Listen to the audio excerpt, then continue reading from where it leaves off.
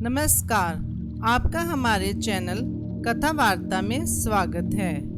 जैसा कि हम सब जानते हैं कि गुरुवार के दिन हिंदुओं का त्यौहार सकट चौथ मनाया जाता है।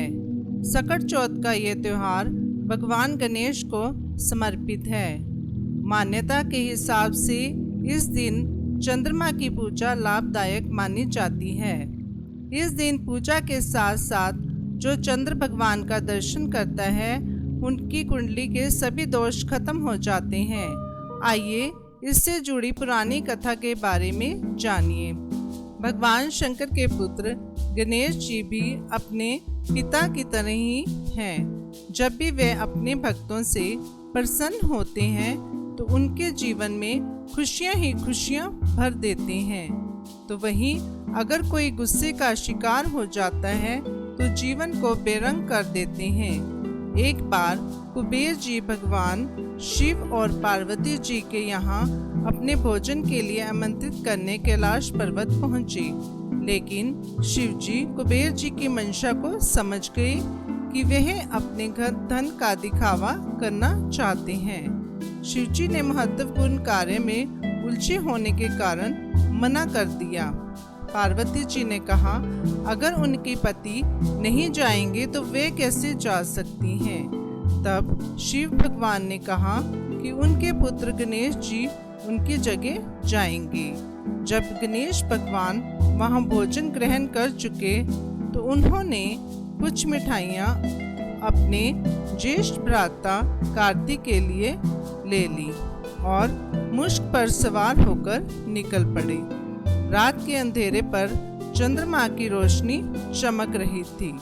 तभी गणेश जी के वाहन मुश्क को सर्प दिखाई दिया और वे घबराकर उछल पड़े। गणेश जी के हाथ से सारी मिठाइयाँ नीचे गिर गई। गणेश जी बढ़े और मिठाइयाँ एकत्रित करने लगे। तभी हंसने की आवाज़ सुनाई दी। उन्होंने नज़र दाएं बाएं घुमाई, कोई नजर नहीं आया। जैसे ही उन्होंने ऊपर देखा, आकाश में चंद्रमा हंसते हुए दिखाई दिए। पहले तो गणेश जी शर्मिंदा हुए, फिर उन्हें एहसास हुआ कि चंद्र देवता उनकी सहायता करने के स्थान पर उन पर हंस रहे हैं। वे क्रोध में भरकर बोले, घमंडी चंद्रमा, तुम इस प्रकार किसी की विवशता का मजाक उड़ा रहे हो, तुम्हें शोभा नहीं देता। मैं तुम्हें श्राप देता हूँ कि आज के बाद तुम इस विशाल गगन पर राज नहीं कर सकोगे। कोई भी तुम्हारी रोशनी को महसूस नहीं कर पाएगा। आज के बाद तुम्हें कोई देख नहीं पाएगा। तभी श्राप देते ही वहाँ अंधेरा हो गया। अपनी भूल का एहसास होते ही चंद्रमा गणेश जी से माफ़ी मांगने लगे। वे गणेश जी से विनती करने लगे। चंद्रमा को लाचार देखकर गणेश जी का गुस्सा कम हो गया। वे मुस्कुराए और चंद्रमा को माफ कर दिया। उन्होंने कहा कि वे चाहकर भी अपना श्राप वापस नहीं ले सकते, लेकिन इसे कम कर सकते हैं। गणेश जी ने कहा कि तुम अपनी रोशनी खो दोगे, लेकिन माह में एक बार ही ऐसा होगा। इसके बाद तुम फिर समय के साथ साथ बढ़ते जाओगे और 15 दिनों के अंतराल के बाद पूर्ण रूप में नजर आओगे। कहा जाता है कि गणेश जी का ये श्राप आज भी कायम है।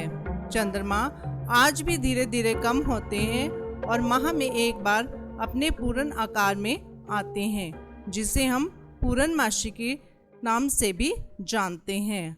अगर आपको हमारी यह वीडियो अच्छी लगी हो तो आप इसे लाइक और शेयर करें और हमारे चैनल को सब्सक्राइब कीजिए, ताकि हम आगे भी आपके साथ इसी तरह ही धार्मिक कहानियाँ शेयर करते रहें।